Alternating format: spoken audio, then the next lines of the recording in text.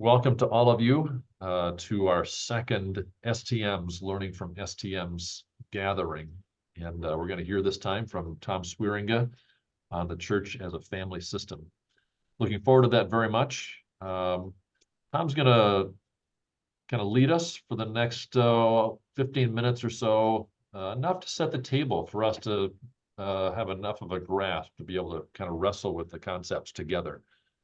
I'm eager for Tom's presentation. I'm also eager to hear from all of you as you think out loud with us about how what Tom will offer to us plays out in your settings, in your lives, perhaps in the churches that you know well, churches with whom you're working. Thanks, Tom, for being willing to present. And we look forward to hearing from you. So the floor, I'm just going to hand off right to you. Cool. Thanks, Dave. Thanks, everybody, for joining in. Everything I've learned about family ministry tells me I have a whole lot more to learn. And I went to my first church, rural Iowa. I'd never lived in rural America before. It was a German community. I didn't know a whole lot about German communities versus Dutch, but there was certainly a very big difference. And one thing I learned really quickly is I better really learn a lot about marriage and family. That was a big part of where I spent my time in taking care of people and where there were needs within that community. So that was kind of the beginning of an adventure. So when I went to my next church, I had an opportunity to pursue my DMin program as a part of my being in that church, pursued marriage and family at Fuller Seminary with family systems, and feel like I'm still an infant in the learning part of it. So I'm just gonna unpack a few things for 10 or 12 or 14 minutes or so, and pass it back to Dave, and we'll dig into a conversation together. Reality is that we all come from some place, and it's called a family. And that place that we come from, we didn't have a choice about. I didn't get to choose what family I got to be a part of. That would be Mormon theology. In Mormon theology, you get to choose your family because you're a little baby spirit up in heaven, and you can say to God, I want to be a part of that family or this family. We don't get that choice. We end up in a family, whether it's functional or dysfunctional, whether it's healthy or not healthy, we didn't get a choice.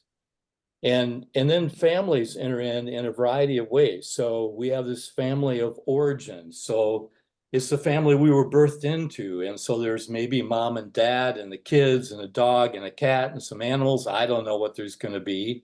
It may be a single parent family. It may be a blended family. It may be a family where we're adopted in, or we have brothers or sisters who have been adopted in. It may be a fostering family, etc. But that's kind of what's called the family of origin. Where did you come from? And then we have our own family, which is called the family of procreation. So it may include spouse, it may include children. Along the way, it may include son and daughter-in-laws. There's great grandkids that show up. For ourselves this summer, it was a great grandchild who showed up along the way. And so there we have another family system. And we learn a lot about our current family from the family we grew up in. And then to add complexity, most often we probably marry people whose spouses had a whole different family system than what ours was. And so now we're coming together. And as I always said in pre-marriage when I did it, you're not just marrying each other, you're marrying each other's family systems. And that's the reality, and just family system theory in particular. And then there's families who come together, and we call them, when they come together under the sphere of church, the family in the church. And at some point, I think even I go back to churches, and I don't want to go too far down this road, it can become a bunny trail, but churches are birthed at some point. And when they're birthed, there are family systems that come into place. How do they communicate together? How do they recognize mission and vision? How do they hear from God together? And they go through, as we've learned through Bullard and some of the other stuff with, kind of the church life cycle, where we begin with vision and relationship, and then we add program along the way, and after a while it becomes structure, and then we head down the downward side. In family systems theory, we walk through life cycle as well. It may have a little bit of a different look to it, but that's all a part of family, and church family in particular. So if I just mentioned for a moment systems in particular, a system would be a cluster of highly related parts, and each part has its own place, but it's only when all the parts are doing their work that the whole system really works. So we need all the parts, but we need them all to be functioning. Probably a pretty simple example that we're very thankful for after this last week is a thing called a furnace in our house. So part of that furnace is going to be the big unit with the burner in it. And along the way, it's wired in, or nowadays maybe Bluetoothed in, or however they do it, with a thermostat or several thermostats around the house. There's a valve that operates to let gas in and out, or maybe it's electricity that's kicking in there along the way. There's fans that turn on and turn off, and each part has its part that it has to play for it to take place. And if one of those parts doesn't work, the furnace doesn't work at its optimum, or it works less than that. And I guess our experience recently was we had a 5-year-old furnace that died on us primarily because they had installed a furnace that was too powerful, and it overheated and kept burning out the burner, a hole in it, and would condemn the furnace at that point. So it's kind of like, think of that in terms of family systems. If we are doing our part or not, or if there are parts that are missing, etc. So when I think about the church, again, I go back to systems theory. Families are clusters of highly related parts. They each have a relationship with each other. The whole of what they do is greater together than anyone could do apart. We all need each other. That's why I appreciate all of you, and I look forward to conversation today, because I don't have the answer all. I'm on this learning curve, and if I think of 20 STMs in conversation together and look back to our life experiences, how many church families have we been a part of? I mean, I just briefly jotted down every church that I've been a part of, more than just attending.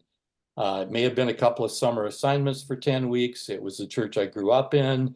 It's churches where I've done STM work, etc. And I came up with 18 church families that I've been a part of. And whether it's 18 or 10, we have a wealth of knowledge right here that we want to really draw from. I think also, when you think about a system, exits and entrances mean everybody has to remaneuver their place in the system. That begins with a family. When there's a birth in the family, there are really big changes about who does what and how you do it. And even as I work with families, again, it's like, we've got a couple of kids. Do you think it'd be wise to have a third? And I can't give the answer other than to say, I'll tell you one thing. I know that having a third is much more of a change in the system than having a second, because all at once you don't have one-on-one with parents, but you have that third person enter into the family. It's just a little bit about systems theory there. So births and deaths have a word to say. And that's also true as a church as a family system. When people die, there's a change, there's grieving, there's loss. Depending on where that place fit within that body, it was a part of the family. And we walk through that change together. When membership transfers happen and people leave, this is where I wrestle with the church as family and say, is it really family? Because do you leave your family? And yet there's so much about the stages and the cycles in the family life cycle that we don't want to lose. So we won't go too far down that road. A couple of components about family system, just a couple of I pulled out that I think are really important. One is the church and family as an informational processing system. Informational processing is so key, and I'm so glad, Pete, that you brought up the appreciative inquiry last time we got together. That's a part of informational processing. Where do we do that? When I think about my family of origin, where did we have information processing? When I think my family of procreation, with our 4 kids, we would have our evening meal was information processing. And we had kind of a rule of thumb with our kids. There was 12 years between the youngest and the oldest. We never had our evening meal until everybody was there for the night. So if the kids were in sports, there were times we didn't eat meals till 8 o'clock at night or later. And often our meal would end up to be not just let's eat and run. But it would end up to be an hour and a half or 2 hours where we would listen to each other and we'd learn from each other and we'd laugh and we would just have a great time together. It's a part of that informational processing that takes place. And I keep asking, where does that happen in church with intentionality? Where's the information processing beyond something that's printed or emailed or texted? How do we enter into that together as we spend time together? And so we have that in our family of origin, we have it in our family of procreation, we have it in our family called the church. And I think how we process information within the church family can sometimes flow out of what we grew up with. I know one of the things I talked to Dave about this a while back that I learned about my own family is there were rules and there were unwritten rules about how we treated each other.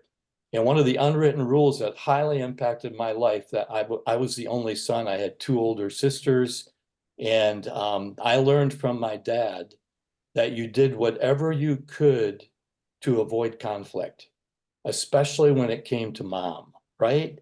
You never wanted to upset mom, so do whatever you can to avoid the conflict. And that's been kind of lifelong in terms of my own growing and being stretched is, why am I avoiding this conflict? This is really an important thing we need to talk about. And why am I not addressing it? Is it avoiding conflict? Do I sidestep that? And that's, I think, where a lot of times systems can get messed up because of stuff that maybe happened in our own past that we avoid. Now we're not functioning like we can or should. And if trust is foundational to how we relate to each other, how can we trust each other if we're not speaking the truth in love? Those are just a couple of thoughts that come to me as I've experienced it in my own life in dealing with a lot of people in their marriage and family, etc. So in our own family, where do we have time for negative feedback? What could we do better? What have we done wrong? And what about the church as family? Where do we let that happen? Is there a place for both negative and positive feedback? And do we know that that's a healthy thing, that we can begin to solve issues when we lay them on the table and we talk about them? And is there that intentional communication, not just in our family that we grew up in or our family that we've had kids in, but is there intentional stuff happening in those places called the church family that we can expect is coming? I know in our own family with our kids, I was really wrestling with, okay, I'm pastoring a church of 800 people. I'm young. I'm doing 2 services on Sunday morning and evening. I am maxed out. I'm not sure what else to do, but I need to take time for my family. So I made sure there was time. So every Saturday morning, I had one of my kids, they would rotate through. So every month they got a one-on-one with dad for 3 hours and they could choose where we'd go out for breakfast and they could choose whatever we wanted to talk about. After a while, I felt kind of bad because I realized there was a whole lot more they wanted to talk about, but they were waiting till that 4th week to talk about it. And it's kind of like, where's that open door on an ongoing way of a system within our place called the church where we can talk and converse in accord together in unity, knowing that we can speak the truth in love and we don't have to triangle with other people and we don't have to go behind other people's backs and we don't have to choose sides. It's all a part of, I think, healthy system feedback, which takes place and the kind of systems that needs to be there and this evaluation that needs to be taking place. So that's just briefly that whole information side. And then a couple of minutes on the representational system. So when I think about the representational system, the passage I threw up in your notes there from 1 John 1:1 is really important. That which was from the beginning, which we have heard, which we have seen with our eyes, which we have looked at and our hands have touched, we proclaim it concerning the words of life. So what we're really looking at here is 3 ways that I think we learn. And one of the ways is we learn by seeing, or the visual side of it. We capture a lot that way. And some people, their best learning mode in life is seeing and understanding by seeing. For others, we hear And sound really speaks to us, and we do best just listening. We do a whole lot better listening to a podcast and hearing somebody talk to us than what we do reading a book or catching it with our eye or trying to follow a group of instructions. I don't know about you. I hate instruction books. I do not do good with instruction books. I am not a seeing person. Seeing would be my least learning mode. Let me hear it, or better yet, the third way is to be touched by it, or to touch it. It's the kinesthetic. It's the experiencing part. Let me experience it. So I learned that once I found my way around a major city, like when we lived in Minneapolis, I would never forget how to get to that place again because I had experienced it. And experiencing became a big part of how do I learn best? How does my mate learn best, my spouse? What are our primary and secondary and third area, or the non-ways we don't learn well? And then you add the mix of the kids to that. Now take that into a family system. Take all your leadership. You're all coming in by different learning modes, how you best experience in learning about church or mission or vision coming out of the family system that you were a part of. And so we want to learn in a dominant way where our people are at so we better understand as we listen to them and we can hear where they're coming from. And we can embrace all those three ways. I found typically as a kid, church was where you better sit still and listen. And I did not do well sitting still and listening in church. I grew up in a big church. My mind was all over the place. I remember when I was doing my little electric racing car, Strumbecker 124th. I had my racetrack all set up in my basement. I'd sit in church on Sunday morning and on Sunday night, and I'd envision my racetrack going up around the pulpit and into the choir loft and all over the church because I was wanting to experience something more than just sit there and listen to something. So how do we bring that into the church? Where does that all come in? And maybe that's why, for me, it was much more important when summer workshop and mission became a part of who we were many years ago. And I could go out in the summertime and experience 10 weeks of on the field. What does ministry look like? Way before I had any thought of going into ministry. But it was that experiencing that kinesthetic place. So I think we need to ask as a church, where do people see, where do they hear, and where do they touch or experience? And all of those become a part of who we are as a family system. And we need to acknowledge that all of those are valid and important. And then there's more you could talk about. We won't complicate it much more. I'll wrap it up in a second here. But we have birth order. So we see life differently through the order in which we were birthed. And birth order is pretty important at that point. Sometimes when I've done seminars, I've taken the first 20 minutes of a seminar and asked people to get in a group of all the firstborns, another group of all the lastborns, and another group of everybody in between. And they'd have 15 minutes to have a conversation together about what's the positive of your place in the birth order and what's the negative of your place in the birth order, and choose somebody who's going to give a report, and in 15 minutes you're going to give a report. And lo and behold, every time at 15 minutes, those firstborns or onlyborns, they had somebody chosen to give the report. They had a report written out. It was bullet pointed. They were ready to go. The middle group was sort of that way. They kind of had somebody chosen. They were in the process of discussing what they might want to report, but you couldn't even get the lastborns together to get something done because they were so busy having a great time together, they forgot what they were about. And you find those kinds of things in rhythm as you think about family systems and how that all comes together. And then there's the passion and the gifts and the serving style that come into play. So at any rate, I want to just end with a few questions. Not that we have to address them, but they're the sorts of questions that come up. So is there a place in our church family for those who want to touch and experience the truth, to see the truth, to hear the truth? Where does that happen in our church? How do we communicate with each other? Are there communication systems, informational systems that give great feedback? Because if you're not getting feedback, you can go down a wrong road for a long time if you aren't getting the feedback with an open door where people can trust and be transparent. Now, what in the world does a healthy church family look like? What are the characteristics of a healthy family church, a church family? And I think most of what I learned about myself or about families in general, the parallel is true for the church as well. When I think about my identity, I have to think about the identity of the church. Where does the church grab hold of its identity? When I think about what's God's purpose for my life, how do I hear him individually or with my wife as a couple? How do we listen for the voice of God together? How do we do that as a church?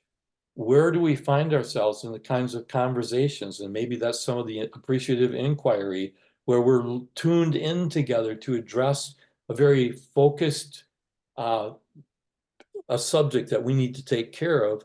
And we're listening together for what does the voice of God sound like together, that we take that time together and we learn together so that all of the what is God saying to me and how do I step out as a Christian translates into what is God saying to us and how do we step out as followers of Jesus.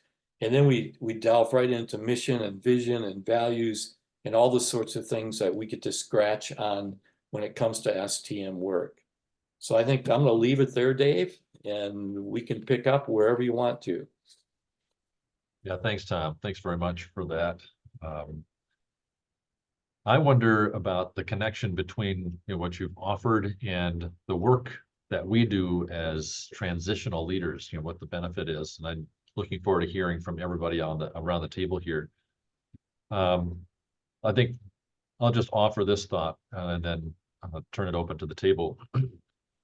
It seems like for me, the basic, very, very basic concept of systems theory that I find so helpful in my work, whether it's family systems or more generally speaking, systems theory, is that everything's connected. Whether you are, everything's connected. The people who are firstborns and secondborns and youngest, that interplay of holding different ways of holding life are all connected. Last night I was with a church council and there's an open conversation within the church about the HSR, Human Sexuality Report. And there's a less open conversation about the identity of the church and its mission. And I said to the group, these two conversations, it'd be unwise to assume that they're unrelated. It'd also be unwise to assume that they're the same conversation. There's a relationship between these two. They are connected, and part of our work together is to find out what that connection is, because everything is related to each other. And I'm just interested to hear from all of you guys, you folks, how you see that in the work that you're engaged in. Maybe you've got a great story to tell to illustrate what Tom's talking about. And so I'm just going to turn it open. And if you've got a question for Tom, that's fair game too, of course. Or if you've got a story to share, we'd love to hear all of that. So please, anybody feel free to just jump on in.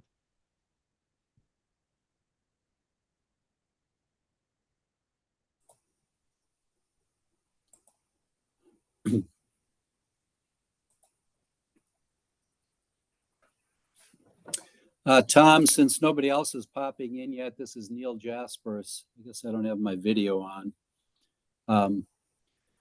One of my observations, you repeatedly brought up the question of families have time to process, like over the dining room table. Where does the church do that? And I guess in my experience, the church hasn't had any natural place to do that. And I'm not sure that I've seen where that can emerge. Processing, especially large churches, it's hard to get the family. You can get a family of 5 around the table. It's harder with a family of 500. So you've posed the question, where does that happen as a congregation? What would you say would be an answer to your question? Supposing it's not a rhetorical one. I think all of us may have an answer better than mine, but I would say anytime there is a group that works together in the church, it's an opportunity for those kinds of conversations. So for instance, when there were 20 people on a worship team that I was a part of in a church, when we did worship rehearsals, we just didn't come to rehearse the music. we spent a solid hour together of every rehearsal, just sitting down around the stage and having a conversation together about how we're doing and what life is like for us. So it was really like this small group is a place. But for the larger church, that becomes a little bit more difficult. I know in a place that I just worked the last couple of years, we felt like about year one in, we'd gone through crossroads. We'd had some really good conversations there. We found out what happened when we set up, 10 tables with 6 people at every table. The first week that we met together for 3 hours, everybody went to the table that they had their friends at. And all at once, it was like, here's this group and here's that group and here's that group. So we decided as a team that we needed to break that down a little bit. So the next meeting we had, everybody came in and they drew in a hat a table number, which they had no idea that was going to happen. And they ended up at tables with people that, even though it was a church of 65 people, they hadn't really talked to those people in a long time. And it began to break down walls and build some relationships. And it kind of surprised everybody, like, oh my goodness, why haven't we done this before? So I don't have a good solid, here's the way, but look for innovative ways to go beyond what we usually do to break down some walls in communication. And probably one more quick thing there is we also found out that there had been some loss of trust between the council and the church at some point along the way. It was one of the reasons I came in as an STM.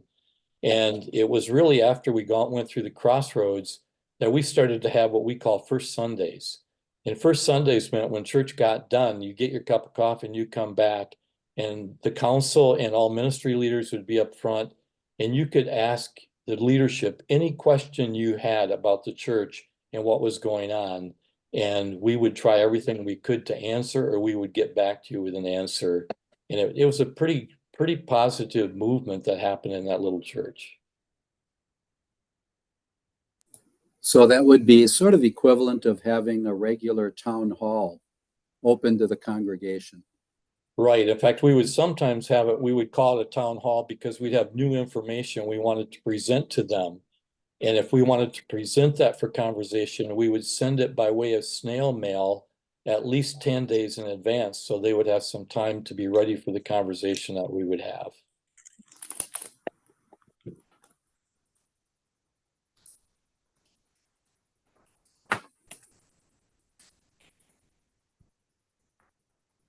Yeah, Tom, I think this fits with part of what you're talking about, right? Is also just the sense of how we manage ourselves within the family. And so I'm in a church that has a history of being in conflict, right from pretty much its inception. As I hear the stories of the history, I think there's 2 pastors in the entirety of the 60 years of the church that from the stories that I've heard didn't experience conflict. And both of them were there for about 3 years. But all of the rest of them have, and that's because as a family, that's how they've learned to relate to each other. That's what they've learned, that's what feedback is then, we have disagreements and then we fight about it. And then people leave and people stay, and then eventually we get a new pastor and we start over again. I think maybe the fact that we are temporary people and can do temporary strange things as transitional pastors is helpful too. I mean, in a couple of places now, I've done listening circles, and probably Pete, last time you at least were referring to this as part of appreciative inquiry, but it's a matter of sitting around. You can have up to 50, 60 people in a circle, and they all digest the same question and then give their response to it one at a time. The rules are you can't contradict what someone else said, and you can only speak when you have an object like a cross or something like that in your hand. But those were in both situations, especially one where there had been great conflict in the church so much emotional stuff came out. And the first time we went around the circle, it was mostly negative things and hurt just poured out. But by the time we got halfway through the second circle, things changed. And it was like, we're not hopeless, and we're not a broken church. There's hope, and we can move forward. I think those were very powerful experiences for the church. The question I have is that you do this as a transitional pastor, but you have no control afterwards about how long something like this or how often something like this tool is going to be used with good effect. Usually you use these tools to help them move forward, and then they don't use the tools anymore, and they don't become practiced at that.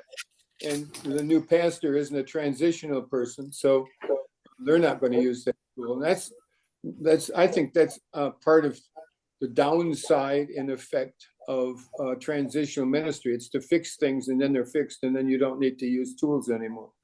So that's the only thing about transitional ministry that's broken, though. So.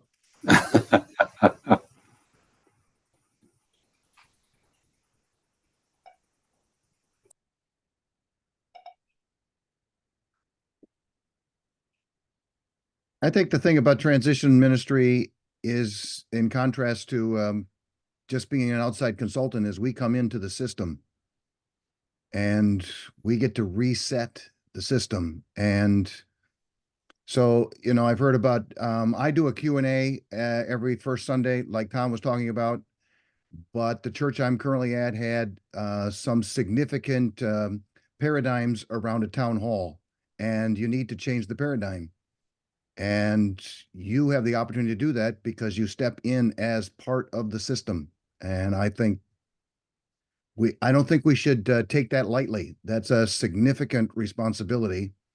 And I think in response to what Tom is saying, I think if we do that long enough, and I think if a transition minister is there, part of the thing we have to consider is, are we there long enough to change the DNA? Mhm. And then we can leave. And I think that's important as well. You can come in and change a system and then leave, and the system retains the changes that have been made. You can also come into a system and step out, and they default back to the way it was. And I think the difference is we need to make sure we intentionally address it from that perspective.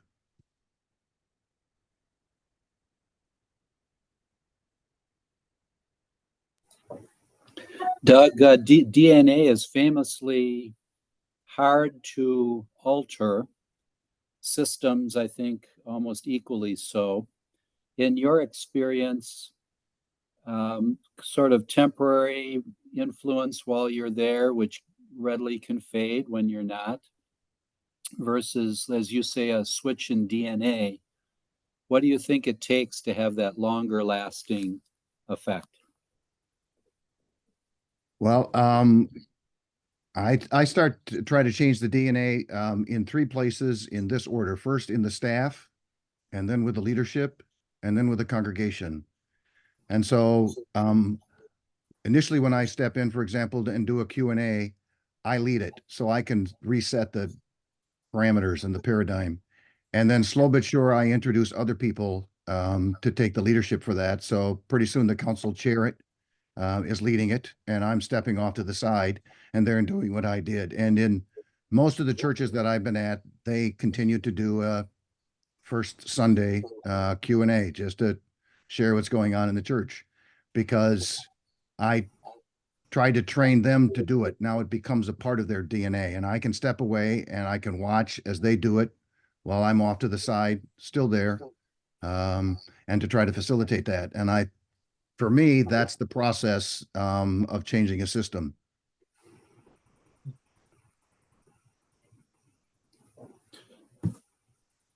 And you typically have been at some churches longer than most of us, so that helps too. Yeah, I don't think you can really make a big impact on the DNA in less than 18 months, and ideally 2 years plus.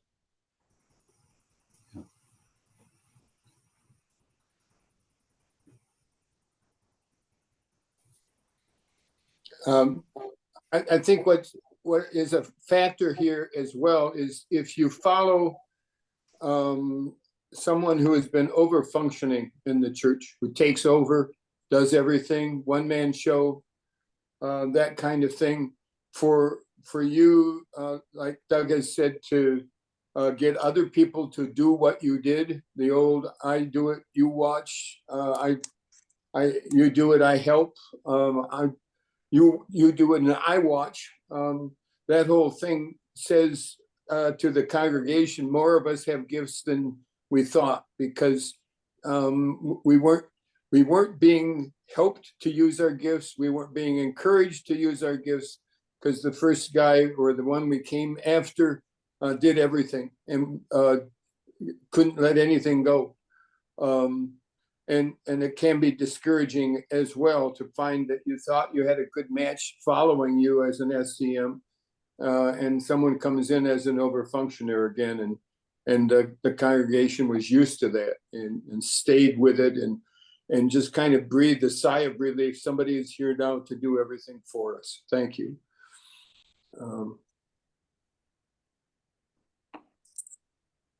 I have a question for the group. The system stuff, for me, it's just so fascinating to see what one little detail what impact that has on the rest of the system. So for example, Tom, to use your example, the example we've been playing with just a little bit, the over-functioning leader, which generally leads to an under-functioning council or staff or whatever. I mean, the two play off of each other in fun ways for me to observe and painful ways for the church to experience. And when I spell that out for folks who've lost a long-term leader, that the council begins to underfunction as the leader overfunctions. And then when the leader disappears, everybody wonders who's going to do what, right? And the eyebrows go up a little bit, the eyes go wide, like, oh, that's what's happening. Kind of a cool moment of an aha, to lead. And I'm wondering if you have stories of such aha moments where you've been able to walk people through a system concept, something that they've experienced that they might mistakenly assume is an isolated incident, but is actually connected to a couple of other key pieces within the system.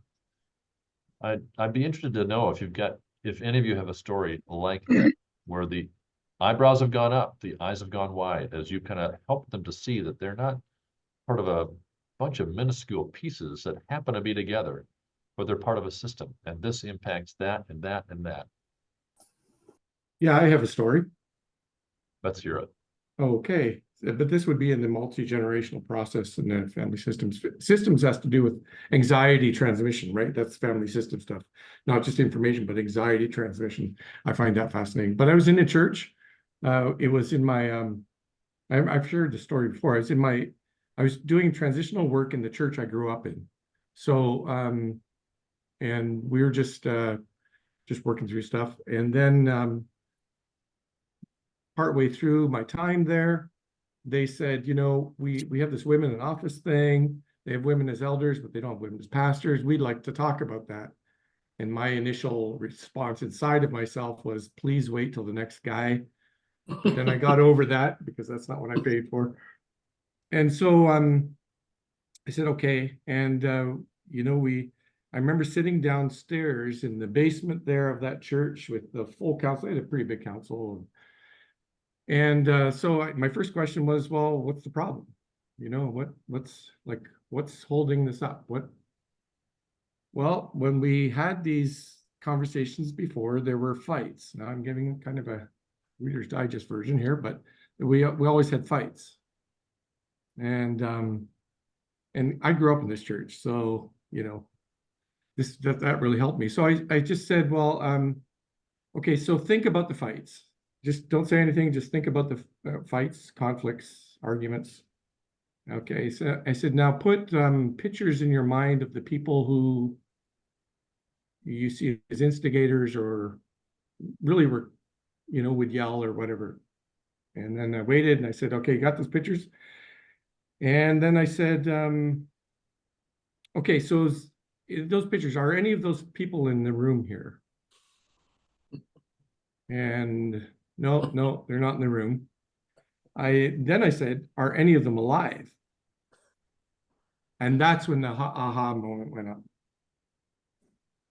The people they were afraid of had passed away. But they were still afraid to have the conversations. At which moment I said, you need Ghostbusters. You don't need me. You need something else. You're haunted. There's a haunting going on here. And tongue in cheek, but there's that multi-generational process. They're afraid of the conversation, even though the instigators of their anxiety or how to have the conversation had passed away and were no longer with them. And that was just neat to see the whole room just go, wow. And that then kicked it off. And in terms of us being able to do things, I just want to add one more thing. In every church I've been a part of, God has gifted that church with people who can facilitate good conversations. Every single one. Now, they weren't used for that, but when you started digging down and people started coming forward, in every single church I've been in, there are really gifted, talented people who can come alongside and help those things happen. Now, maybe there are churches where it's not there, but I've never experienced it. And that's been a real blessing for me. Anyways, that's my story.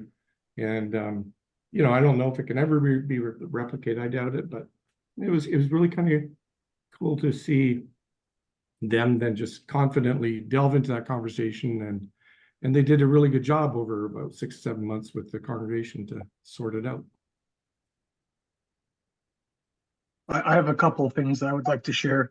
So my first contract back in Iowa did the history that I'd learned to do and had this chart on the wall.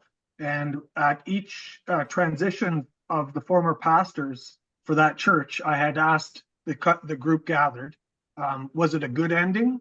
Meaning there were healthy tears and sadness, but in the end, like a year later, you thought, you know what, that was a good ending. That was good that they moved on.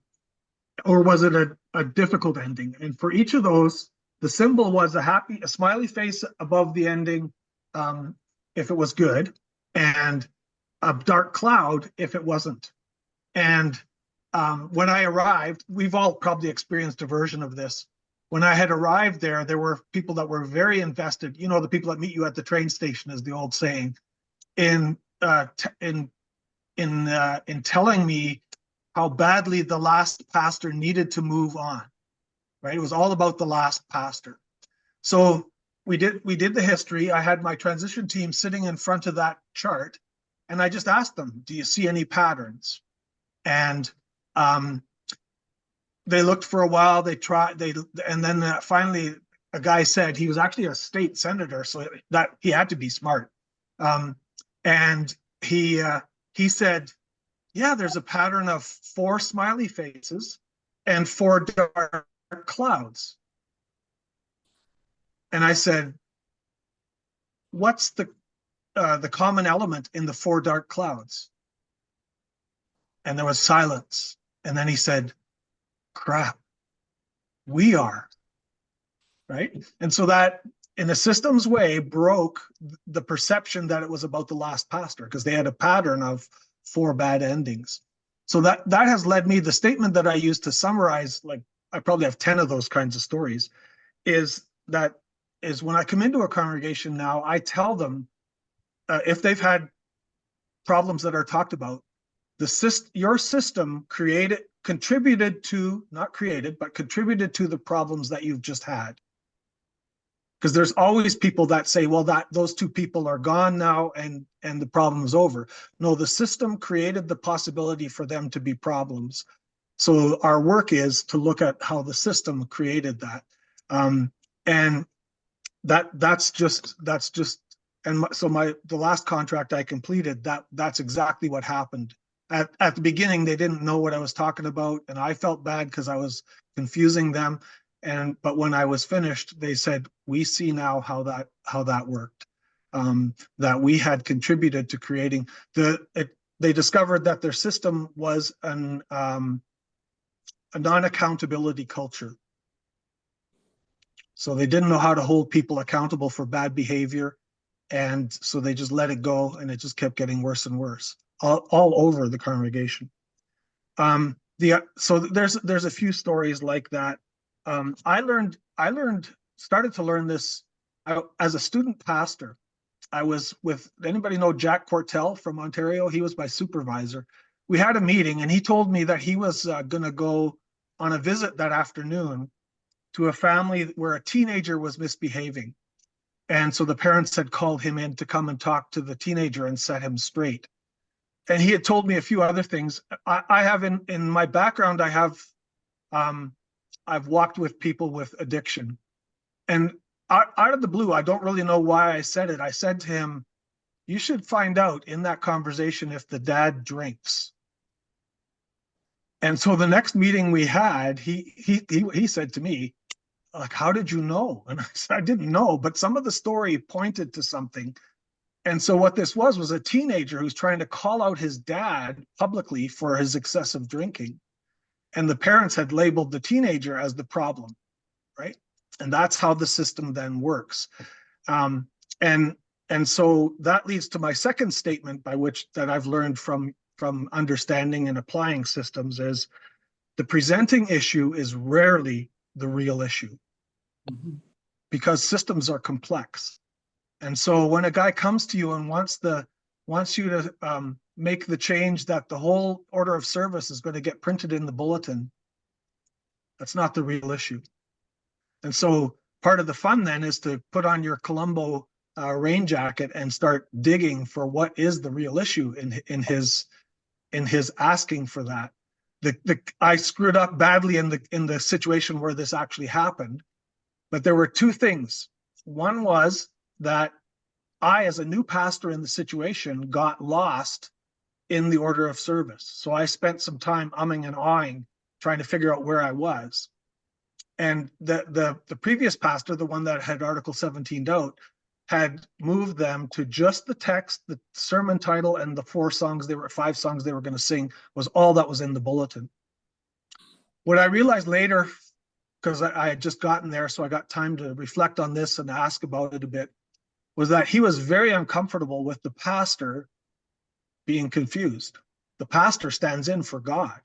So if the pastor's confused and is not certain of what's going on, then where am I?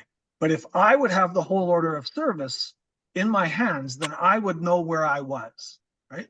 So it's actually a spiritual issue that was driving his request. Second part, and I'll finish with that, is that his sister had been the bulletin editor when the change came in and had resigned over it. So he's defending her honor, right? So that's the presenting issue is rarely the real issue. And once you understand that systems create that as a truth, then you can get curious. I might add, Pete, there, that just rings a bell. In the first class I took at Fuller, Dennis Guernsey was my professor. Just one statement woke me up to something. I was at that point at Ridgewood in Jenison, a big church. Milt Dornbos and I were there. We had hundreds of kids in catechism, etc. And the statement Dennis said was, when you see one of your kids acting out or going through a tough time, check out the parents' marriage. And that has opened up so many doors, so many times, not pointing just at parents, but look at the system.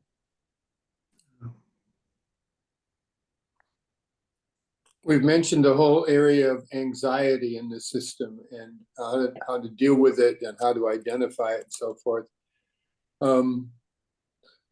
I think that individuals in a congregation, the ones who are still living, not just the ones who have died, but the ones who are still living can contribute to that. And I remember one situation where one of the things the church did was to record it or to broadcast its worship services on a local Christian radio station, morning and evening. They'd done it for over 60 years. In fact, when I was a young youth pastor in Jenison, I happened to preach at one of those services that was being recorded. And the only way that I heard myself is because I preached longer. they had two services being played at the same time. So it was two sermons being spoken simultaneously on the radio, but I talked longer than the other guy, so I could hear myself on the way home. But I asked the question of the council and the people. I said, so this has been going on for over 60 years. What have been the results of your broadcast ministry? And they said, well, someone visited the church once.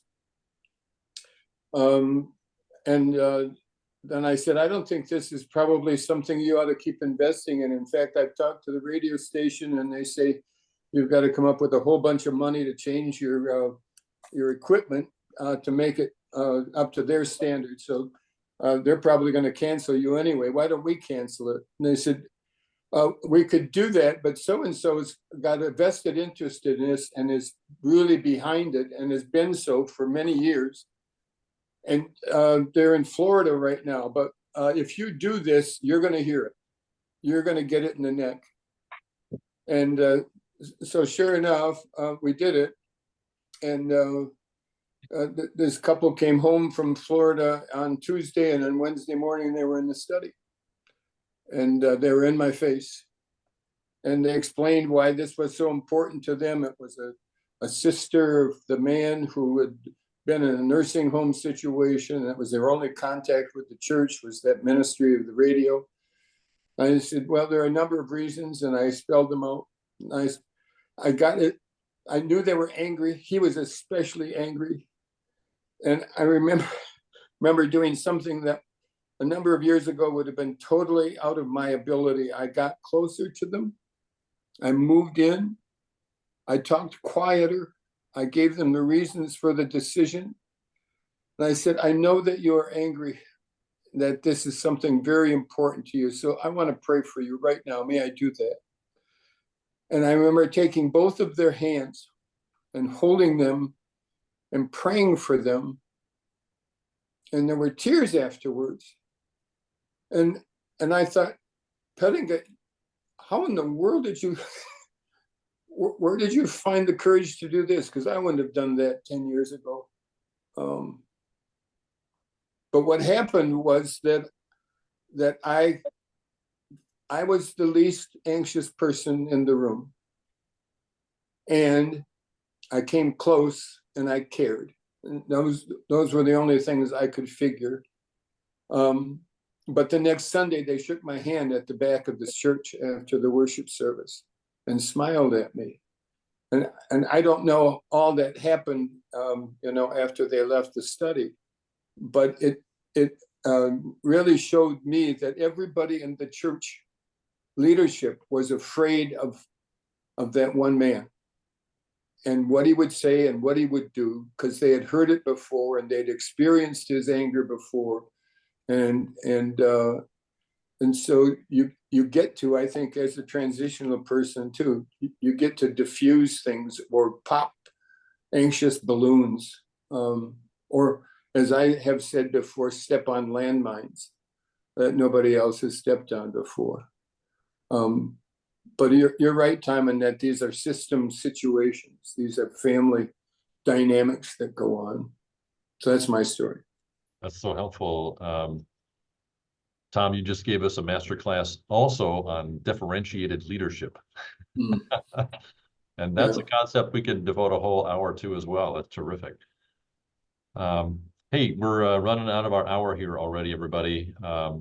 So Tom, thank you very, very much for introducing the concept and then for giving us a lot of room to play with it. Much appreciate that. Our next gathering, STMs, Learning from STMs, is March 26th. You'll be getting email reminders about that. And Doug Campstra is going to talk about spiritual discernment, another topic that I think has such relevance for our work. This is being recorded, and so I will put into an email the link to the recording so that all of you, if you want to watch it again, you certainly can. And those who were not able to make it today, they'll be able to watch it too. I have one introduction to make that I should have done at the very top of the hour together, and that is a new face here at the table, Norman Viss. welcome Norman. Norman is on the STM on-ramp, having freshly retired from being a commissioned pastor in Broomall, Pennsylvania. Norman, we're so glad that you could join us today, and look forward to seeing you at the STM conference as well, coming up in April. Norman, you want to greet the group? Yes, thank you, Dan. Thank you, Dave. I really appreciate being here. I've learned a lot already, and I'm really looking forward to continuing to learn from all of you. It's been a privilege. Welcome. Welcome. Good. Hey, one final question for the group here. If you were to think of a pro resource along the lines of family systems, what would that be? A what? A resource to like a primer on family systems. Where would you go? I'd go to Peter Stanke's. Peter Stanke's he- work? Yeah, he has not only a couple of books on the subject, but he has, I think he has a couple of videos as well. When I saw them, they were DVDs, so that was a while ago. But he has some audio visuals on his family systems too. So. Yeah. Any other resources that come to mind, anybody? I think How your Sorry. church family works is the one that I've leaned on the most. That's Stanky stuff, right? Yeah. Yep. And then the other one, congregational leadership in anxious times. Yes. Another Stanky resource. Those are two go-tos. Yep.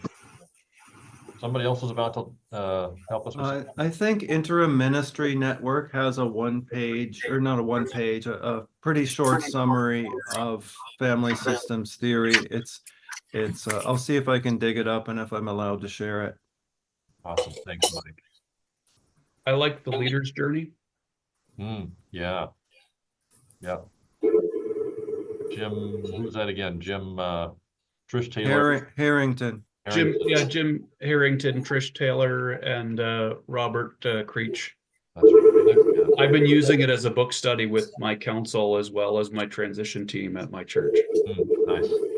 Nice. Well, gang, thanks very much for being part of this again today. Just know that your work is so important for the health of the churches that you're with. I get a glimpse into your work from time to time, and I'm so grateful to God for you. Bless you in the rest of the day and in the rest of your week. Stay in touch, and I'll send out a link with the recording for today's session. God bless you all. Thanks, Next Tom time. Swearinga. Thanks, Tom. Thanks. Thank you. Thanks, Thanks, Tom. Tom. Thank Thanks, you. Dave.